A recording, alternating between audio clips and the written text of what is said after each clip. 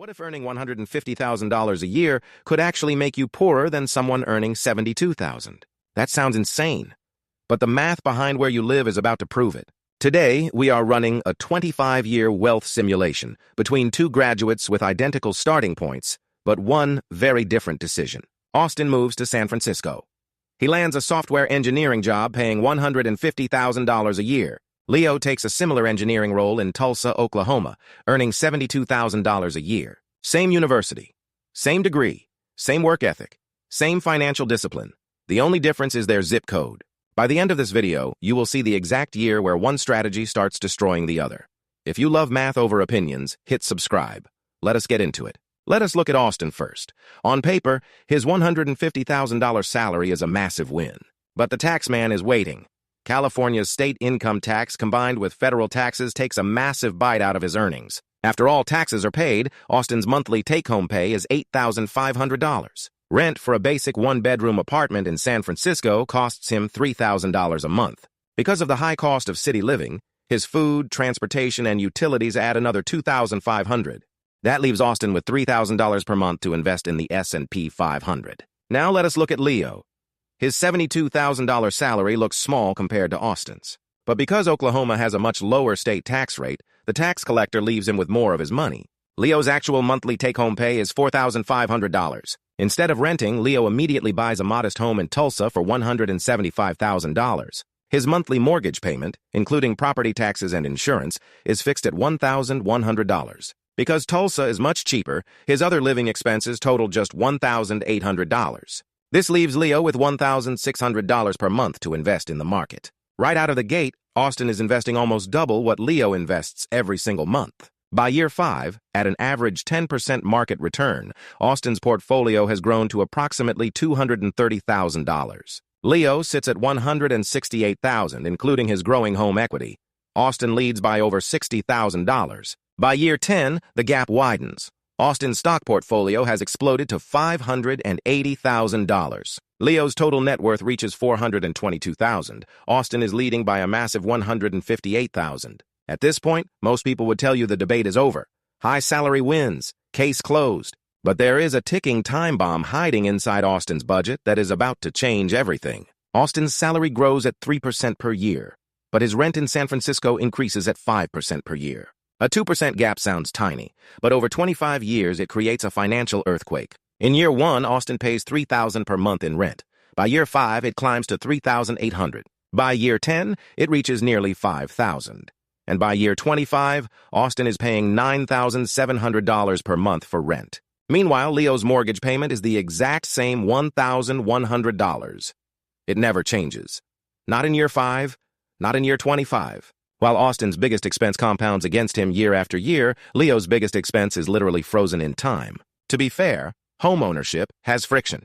Leo pays for property taxes, maintenance, and insurance, averaging $300 a month. But even with these costs, Leo is building equity in a physical asset, while Austin is throwing his housing cash away. Over 25 years, Austin pays a staggering total of $1.72 million in rent.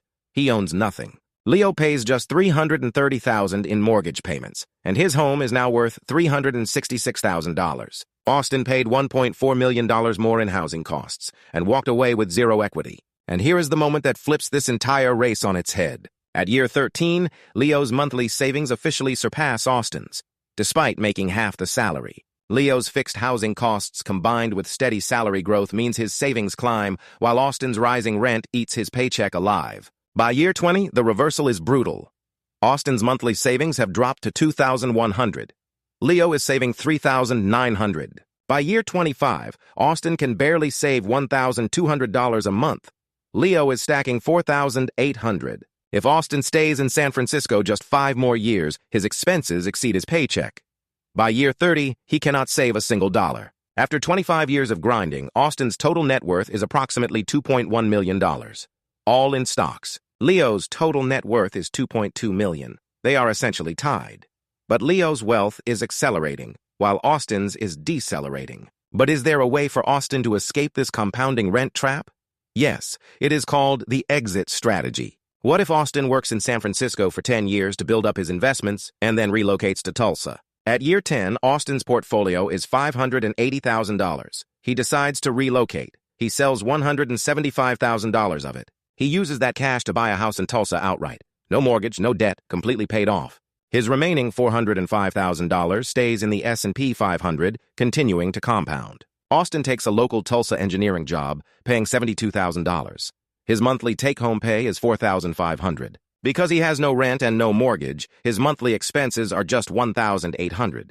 He can invest $2,700 a month. Let us run the math on this hybrid path. By year 25, how does Austin compare? Austin's stock portfolio has grown to an astronomical $3.1 million. Plus, his home is worth $366,000. His total net worth reaches $3.46 million. He beats Leo by over $1.2 million. This is the power of front-loading your investments. By earning a high salary in a high-cost area during your peak career years, and then cashing out to a low-cost area, you get the high salary advantage without the long-term compounding cost of rent. You run the city sprint first, build your nest egg, and then relocate to the heartland. But let us look at another hidden advantage of Austin's original path: stock liquidity. Austin's wealth is entirely in stocks. If he has a financial emergency, he can sell and access cash in 3 days. Leo's home equity is locked in bricks and mortar. To access it, he must sell the house, pay 6% realtor fees, or take on debt. But wait, there is another hidden force at play: inflation. While Austin's rent climbs at 5%, the value of his dollars in the bank is constantly eroding. Leo's real estate assets, on the other hand, act as a natural hedge. As prices rise, the value of his home grows, protecting his wealth. This means Leo's net worth numbers are not just paper assets. They represent real purchasing power that is protected from currency devaluation. So who actually wins?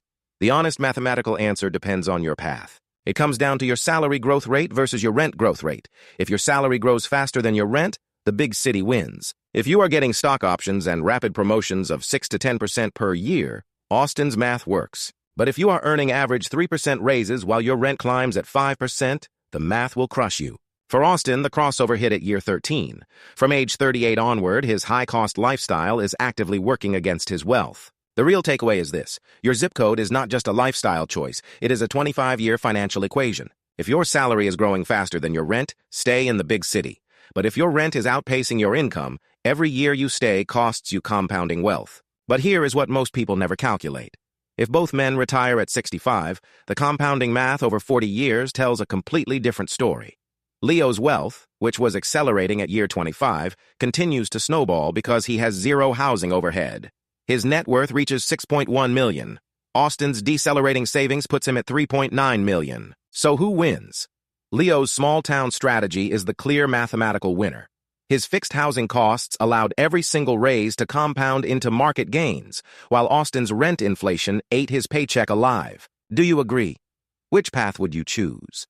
Drop your answer in the comments below and smash that subscribe button for more data-driven breakdowns.